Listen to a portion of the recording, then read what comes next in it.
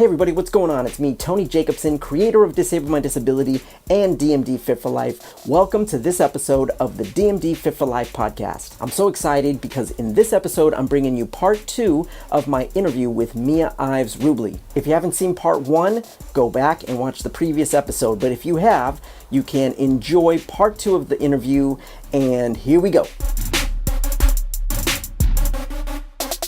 You did have a foundation of what it is to work out, what it is to exercise, and so just basic moves, you knew about those things, and that's important.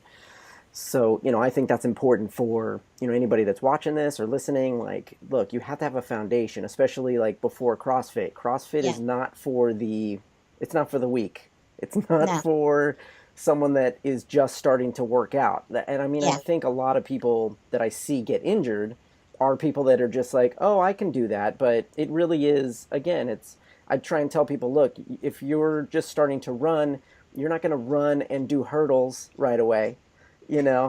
So trying to do CrossFit, it's like you're just going out and you're just going to do hurdles. But it's like, no, you have to train and you got to work up to it. Yeah.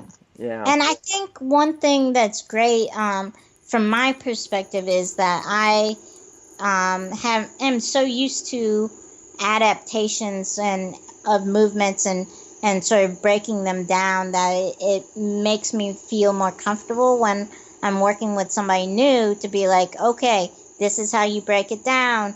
If you cannot do this movement, let's try something else where it's like a similar movement, but, a little less dangerous until you actually get the full movement.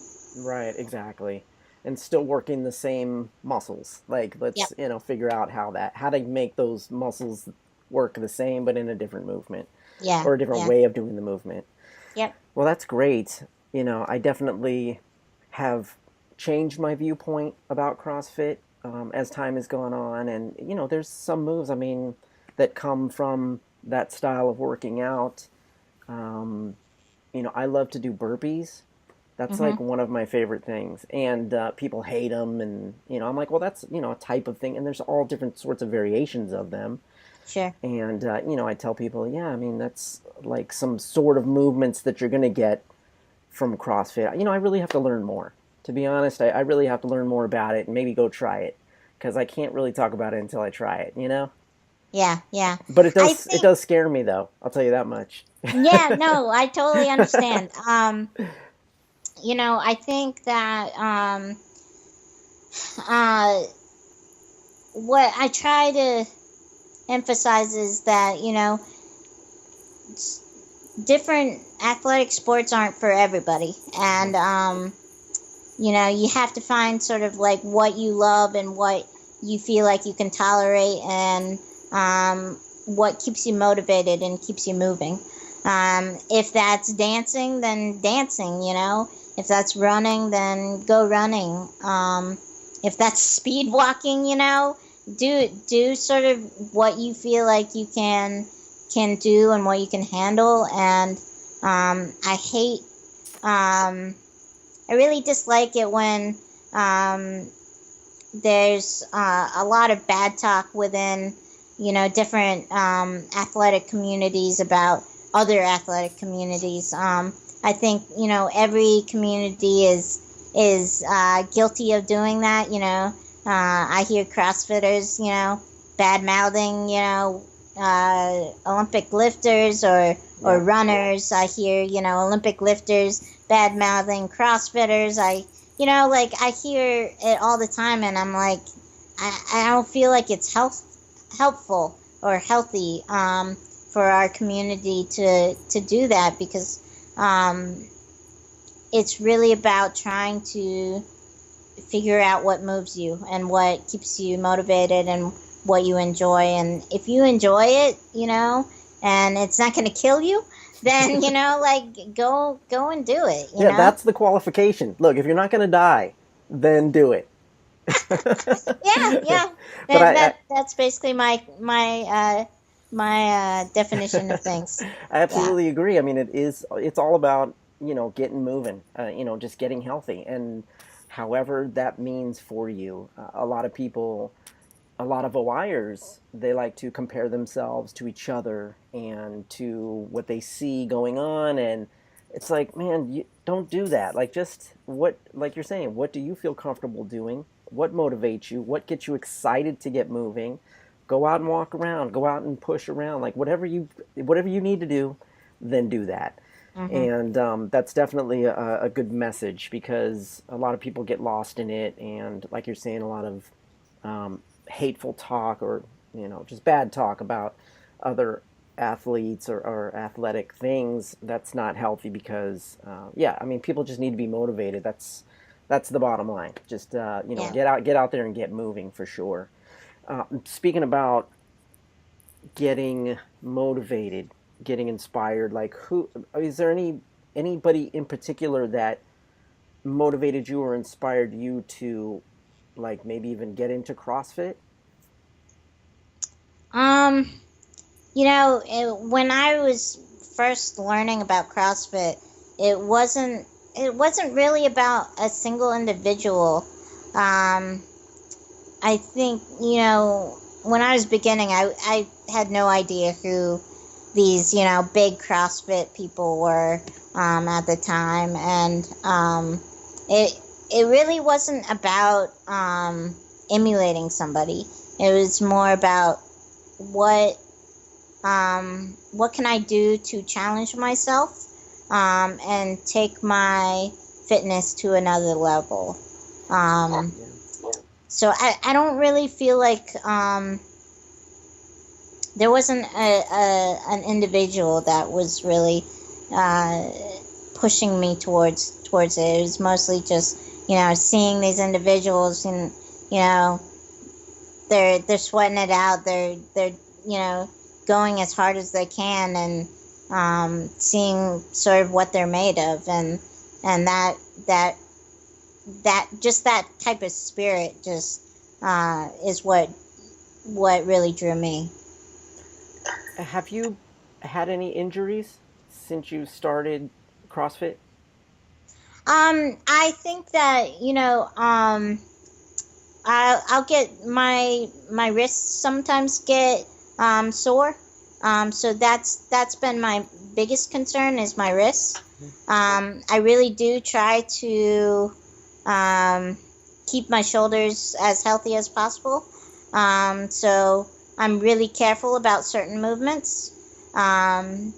They'll, and I won't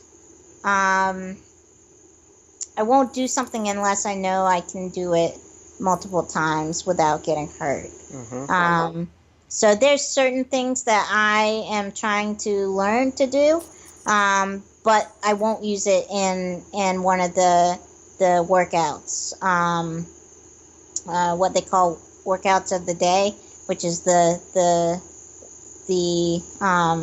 sort of circuit training type thing, where they have a bunch of different movements, and you do it for either time or repetitions. So I want to make sure that I have a movement down packed before I use it often. Yeah. So there's certain things that I will do to strengthen my legs. Whether it's squats or something like that. I don't do them in a WOD, because I know that is my weakness, and that I don't have great balance. Right, you got to take your time. Right. Yeah, I will never use them in one of those workouts, because I want to be controlled, and I want to make sure that I don't fall. Yeah, so, absolutely. Yeah. So there's definitely a method, and making sure that you do, if you're going to do something with a lot of repetitions, you want to make sure that you know how to do them, and that you're not going to get hurt doing them.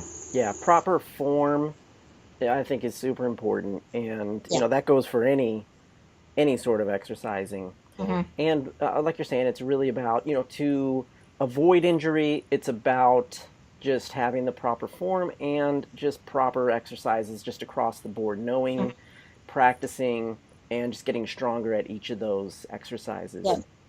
And that's how you avoid injury, because a lot of people Yeah. get scared about injuring themselves, and that's one way Yeah. to avoid it is to, Yeah. don't go crazy. You gotta, Yeah. work your way up to it. Sure. Talk to me. Let's see. What else do I? Okay, first of all, the your video when you were doing the squats Oh was yeah. just, it made me want to do squats that day. That was awesome to see you Thanks. doing that. It's just, yeah, just so great. That's another one of my favorite moves, just doing squats, because I too didn't like, I couldn't really do them, and then once I started doing them, that was one of those exercises where I was like, oh my god, my legs actually can handle this. This is Yeah. amazing. I'm gonna do these forever, and yeah, I love it. Yeah. Was there one move maybe for you that was transformative for you, or was there something that happened to you through your?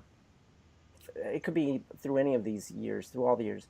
Something physically that happened because of the physical activity that was transformative for you, that really, you know, was emotionally, mentally, just something that made you, break through and just blew your own mind, sort of thing. Did anything like that for you happen? You know, I feel like my athletic career has been sort of um progressive. So I don't feel like it's ever been just like a huge feat, because I feel like it's always like you make one more step and you make one more step and then you make one more step. Um, and, especially for when you have OI, there's not, in order to be safe, you want to do it in a progressive manner. You don't want to, like, all of a sudden try and lift 100 pounds or something like that. So, I think for me, I haven't been good at keeping track of sort of those big moments, because they come so incrementally Yeah. to me.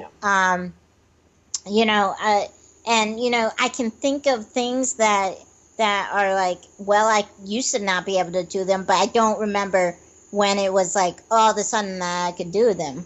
Um, so they it's sort of interesting how these big milestones just aren't really big anymore after you sort of um, when you live through them, I guess. So when I was younger, I spent most of my time scooting around everywhere. I didn't spend a lot of time in my wheelchair, um, uh, and you know that was before I got into school. And then when I got into school, I was basically all the time in my wheelchair. Um, and so I couldn't transfer. So I couldn't get from my chair to my bed, or from my chair to the bathroom. I'd always have to have my parents helping me. Sometime, and again, like, I have no idea when it happened, but sometime as I was getting stronger from track, I could transfer myself. It was not a problem. I'd just, jump and do whatever I need to do. And then all of a sudden I could get into the car by myself. And then I no longer needed somebody to push my wheelchair. And then there was a time where I decided to take my, well, this was college. My parents used to make me have a seatbelt and wheelie anti-tip bars on my chair. And when I got to college, I just ditched them all. I mean, they're small moments in my life um, that I'm sure were big breakthroughs for me. I just, like, I don't really recall just sitting there and celebrating about it. It's just like, oh, I can do it. Okay. Um, Is there anything now though that maybe you think you will have that happen? Like now, even with the CrossFit thing, like, is there a goal that you set or something that you see that you're like, man, I'm going to do that someday, and that you're working towards? Is there anything happening now that maybe you will have that moment? Um, there's certain things that I'm sure my mother would like not to hear about. I I'm always just like sort of looking at um things that can challenge me. I'm learning to do some rope climbing. I'd like to do a handstand without my head on the ground, so I can be inverted. I just can't get my head off the ground yet. So that's another thing. It'd be cool if I could do a muscle up. That would be really cool. I'm always really careful about doing that because I don't want to hurt my shoulders. Explain the muscle up really quickly. So a muscle up is basically you're on the rings, and you go from a hanging position. So you see this in gymnastics a lot, where you're hanging and then you pull the rings to your chest, and then you flip your body up, and then you do basically a dip. Oof. Yeah. So I have been working on that as well. I can do pull-ups for days. So hopefully one day I'll be able to get that fully through. So that's something that I've been working on. Okay, when that happens, hit me up, because then we're going to immediately get you back on the podcast and talk about that.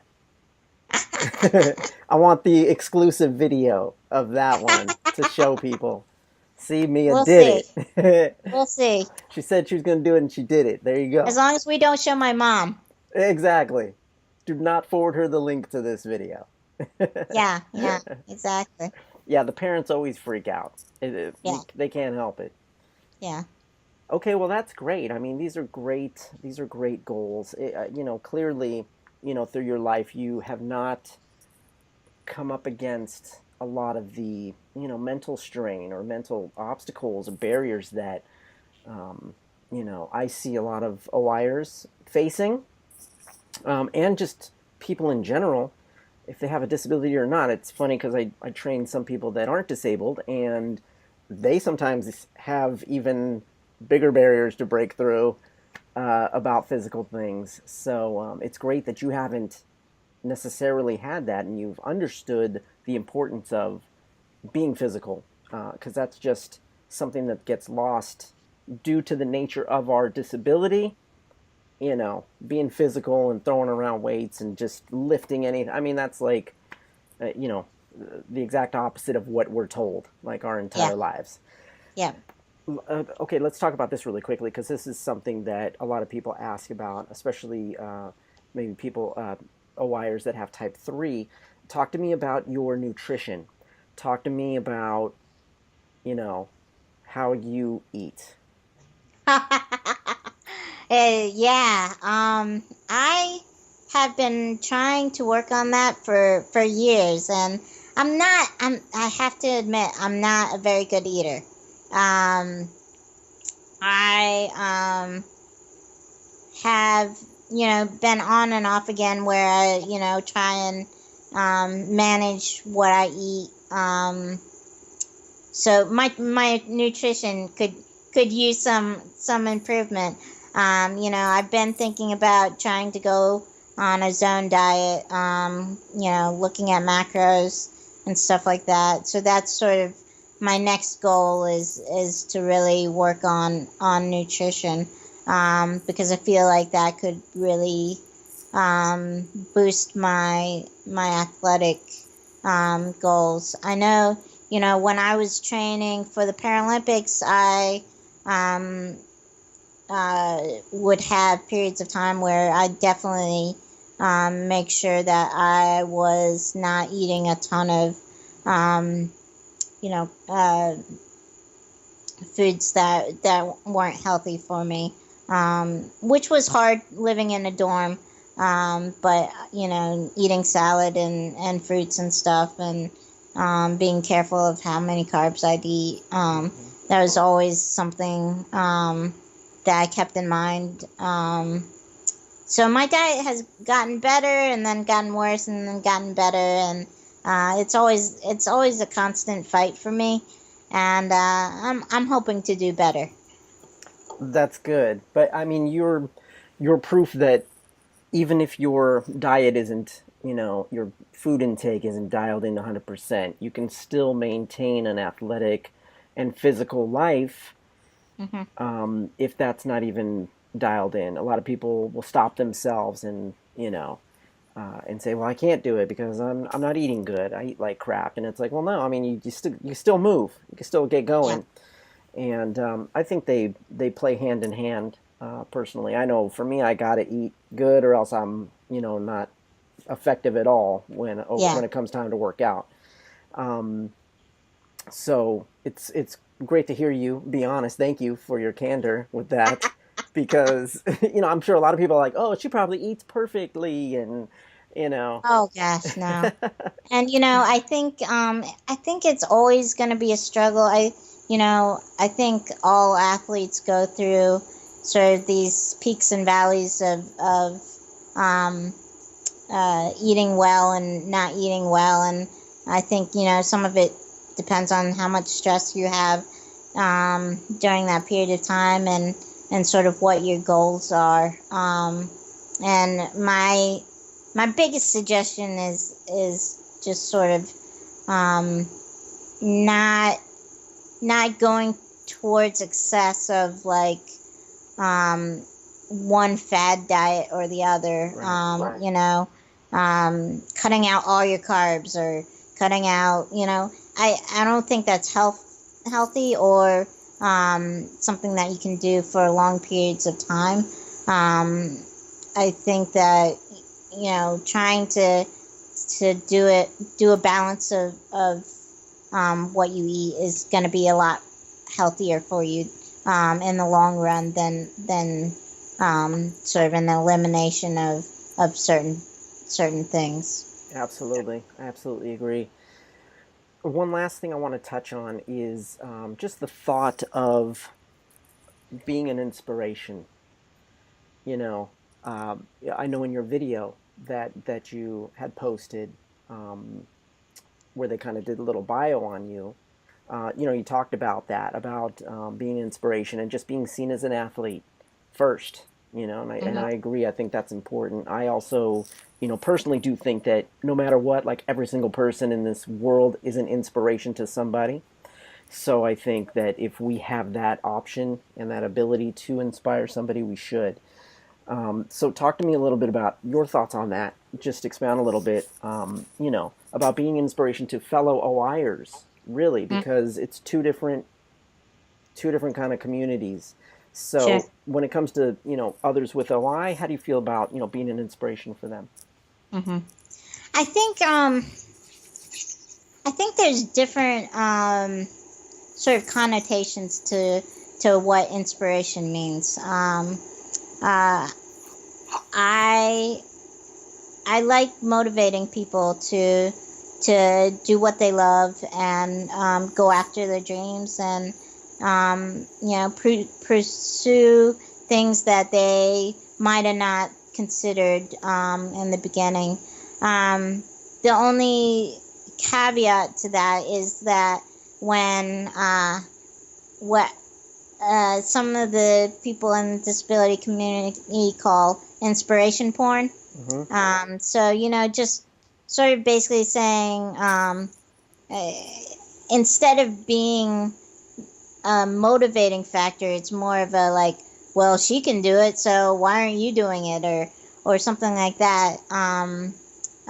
When you're using it to sort of put down others or something, I think that's when it becomes a dicey sort of way to use inspiration. I love trying to help motivate people, and I like it when people see that I am pursuing something that I love. But I like to be careful with that word. You know, I'm sure you've heard it. I'm sure everybody's heard it, where you'll be in a supermarket getting groceries and somebody will come up and say, "You're an inspiration," or something like that. And you're like, I'm an inspiration for getting fruit, or, you know, you know, I've had people say, "You're out of bed. You're out of bed, and in the community, you're such an inspiration." And I'm just like, you know, like when I'm doing things that are, you know, pretty everyday and stuff like that, and, you know, I hear somebody say you're an inspiration, that that can get that can be kind of degrading in and of itself. So I, you know, I like to be careful with that word. If I help motivate somebody that, you know, maybe didn't feel as highly of themselves, but see me doing something and they're like, yeah, maybe I can do that, or maybe I should go for my dreams or something like that. I'm totally cool with that word. It's just, you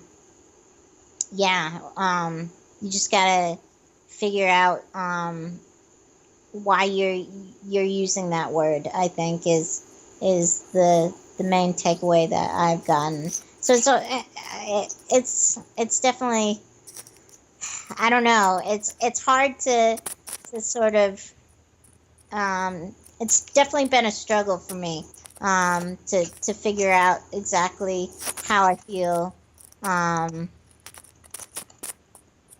when it's applied to me. Because you know, I'm just sort of like, I'm just trying to live my life. I don't know. Right. I'm not, you know, like, it's not my goal to inspire the world or whatever. Yeah. You know, if you take something away from what I'm doing, that's great.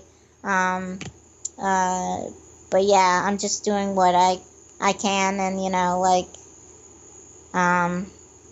yeah, I don't know. Well, you are an inspiration to fellow OIers for sure.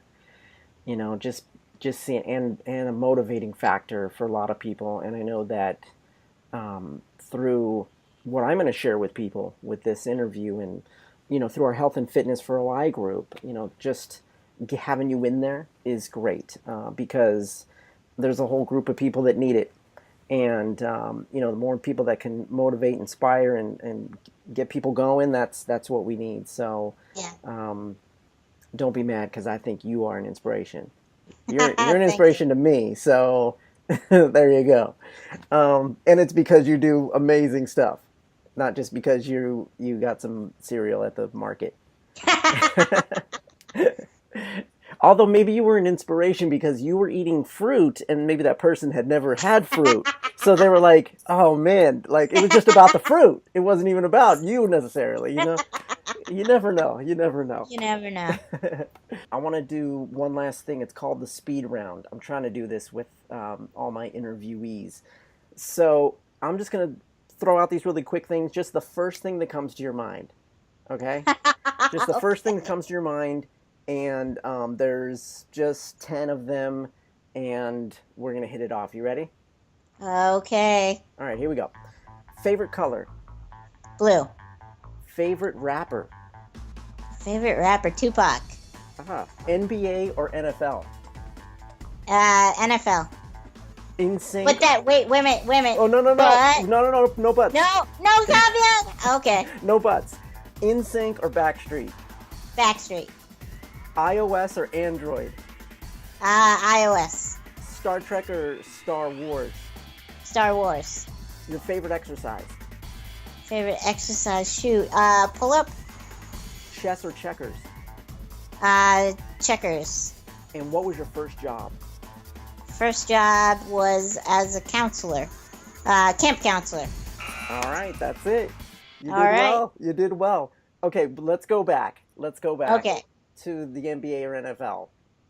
Okay, I like basketball better, but I feel like the NBA has become less about basketball and more about scoring points. So I like college basketball. There you go. Maybe I got to change that question. Maybe I got to do NCAA or NBA. Maybe. That would be a good way to Yeah. do it. Yeah. So, do you have any final thoughts that you would like to get? First of all, we're going to definitely have you. I'm going to definitely have you back because there's definitely more that I want to get into with you. Just I don't want to spend the whole time here. We definitely want to get you back. But any final thoughts right now that you have for the people watching, the people listening? They're really, Disable My Disability is a big movement. It's just about helping people with disabilities live the healthy life that they deserve. So that's the audience. Is there anything that you would like to say? I think that it's so much of society has been about sort of erasing the identity of being a person with a disability. And I think that's the wrong way to really focus on in terms of mentality and sort of self-esteem. I think the most important thing about the reason that I do athletics is not because I think I'm going to cure myself or do some amazing stunt or something. I do it because I love it and I like staying active and it keeps my mind sane. But I am okay with having a disability, and I feel like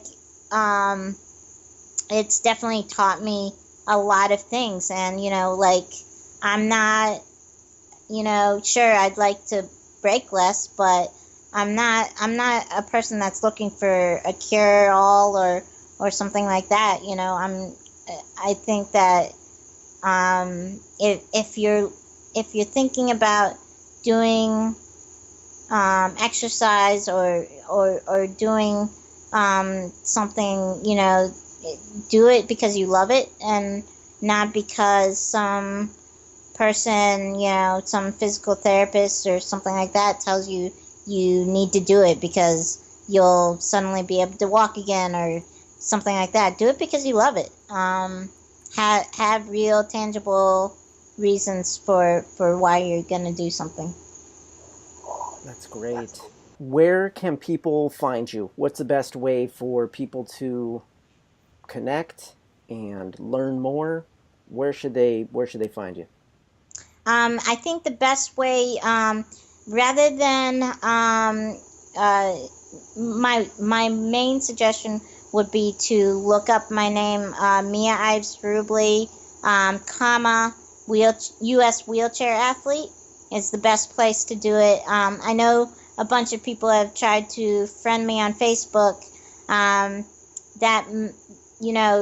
That's more of a personal page, and I have, I post things about my doggies and cats and, political affiliation. And if you don't want to hear any of that, then I suggest that you go check out my athlete page. I'm also on Instagram at Dogstar, DAWGSTAR 84. So that's my Instagram handle. And I'm gonna put all these links up too. So yeah, those are the two best places to find me. I try and post, at least once a week. But yeah, those are the best places. Awesome. Thank you so much for spending the time with me today, and just giving your time to be on this podcast, be a part of the DMD Fit for Life podcast. You're part of the family now. It's an honor to meet you and have you as part of this. So thank you so much. Yeah. So thank you so much. Yeah, I'm really honored to be on it. Thank you so much for joining me on this episode of the DMD Fit for Life podcast. You can find out about future episodes by subscribing to the YouTube channel and also get informed by being on my email list. Here are all the links. They're also in the video description and on the blog post. So I look forward to staying connected with you, and we'll see you next time on the DMD Fit for Life podcast.